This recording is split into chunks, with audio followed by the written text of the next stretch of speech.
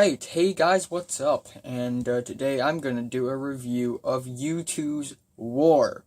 Now, you may be asking, why am I suddenly doing a review of an 80s album and a random album from U2? So, let's start off by saying my Eminem reviews had ended, and if Eminem releases a new album, I'm gonna do a review of it, but I'm gonna stop doing reviews of Eminem albums because I've finished his discography. So that leaves me to some other albums that I have discovered very early. So if you don't know this, Eminem is one of the first few musical artists that I have discovered in my lifetime and that I have enjoyed. And U2 is also one of the earliest musical artists, alongside with Gorillaz, Pink Floyd, Coldplay, the Black Keys, Radiohead, Kanye West. This is also one of the earlier artists that I discover. And the first U2 album that I actually got into is War, which is released in 1983. But anyway, if you don't know who U2 is, they are a band formed in the 70s from Dublin, and they are a post-punk gospel rock band that had been releasing albums for decades.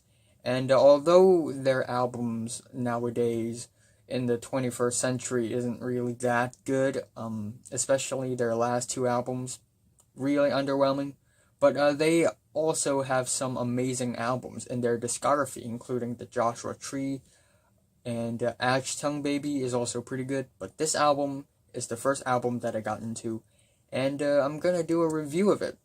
And U2 consists of vocalist Bono, bassist The Edge, Adam Clayton, and drummer Larry Mullen Jr. And before releasing War, they have also released two albums, including Boy and October. But anyway, let's get into the track list. The album starts off with Sunday, Bloody Sunday, which is an iconic anthem about the Bloody Sunday, which is a famous incident in UK. But I won't heed the battle call. It puts my back up against the wall.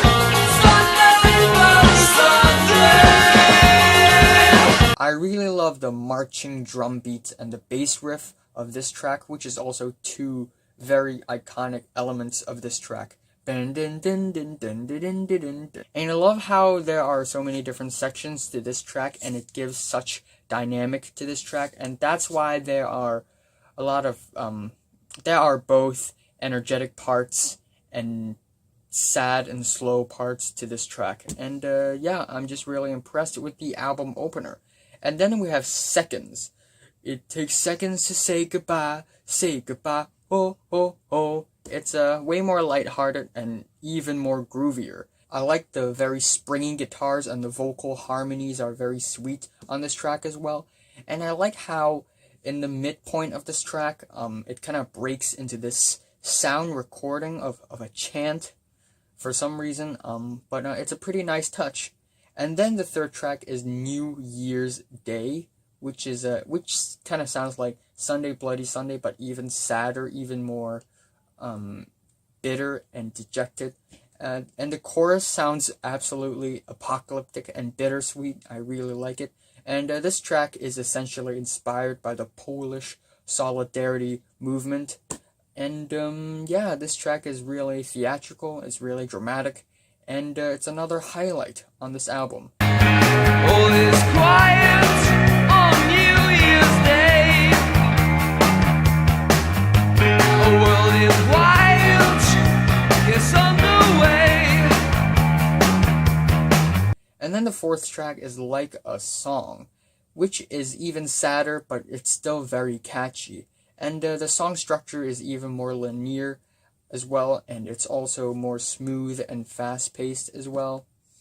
And then disc 1 ends off with Drowning Man, which is a pretty weak, tame track. It sounds more mellow, more dejected and moody, And I kind of like the lyrics, take my hand. It sounds like Bono is trying to save a man who's drowning, like the title. But yeah, I just feel a little underwhelmed by this track. It's kind of weak. It's not that solid. It's kind of hollow. And then we enter disc 2, which starts off with The Refugee. Oh, oh, he's the refugee, which is a track that's way more raw, energetic, and noisy. It kind of gives off this late 70s punk vibe to it. And I can also hear a little Joy Division in this track as well, which is pretty intriguing. And then we have Two Hearts Beat as One, which is a really heartfelt and sweet track. Two hearts beat as one. And I love the vocal harmonies in the back. It's really well utilized during the chorus. And it's just another great song in this track listing.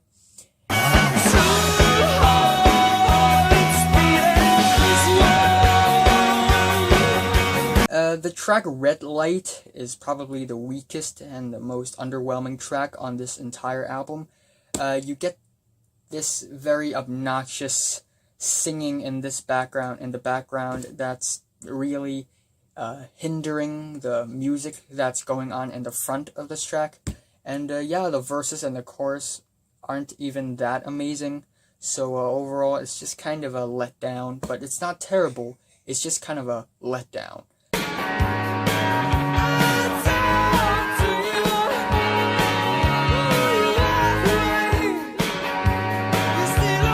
And then we have Surrender, which is a very lively and curious track.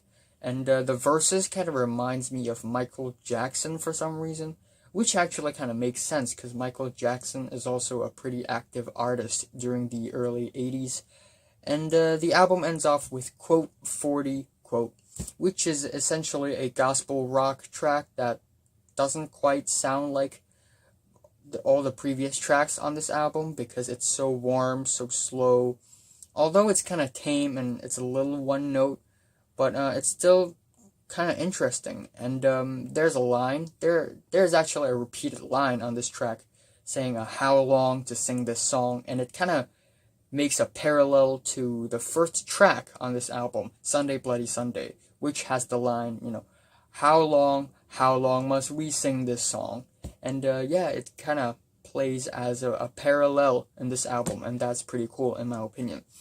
Overall, there's not much to say about this album other than it's pretty solid, and I like how every track to some degree also sounds kind of bittersweet. Usually before the 70s, most music also feel kind of one note because all the songs usually revolve in only one set of chords and one tone, but on this album, it has this bittersweet vibe to it that's making it more three-dimensional or two-dimensional because bittersweet. So yeah, but yeah, this kind of rock album is also another step forward in the rock scene during the 80s because albums like this really influenced a lot of other new wave rock albums in the 80s, post-punk albums in the 80s, as well as indie rock albums in the 90s. And yeah, there are a lot of political statements in this album that are hidden within these powerful, bombastic punk rock tracks that are pretty sweet and pretty neat. So yeah, the worst is Red Light and the best is Sunday Bloody Sunday.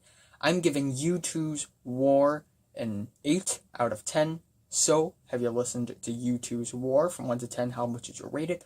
Like if you like it, and subscribe if you want more.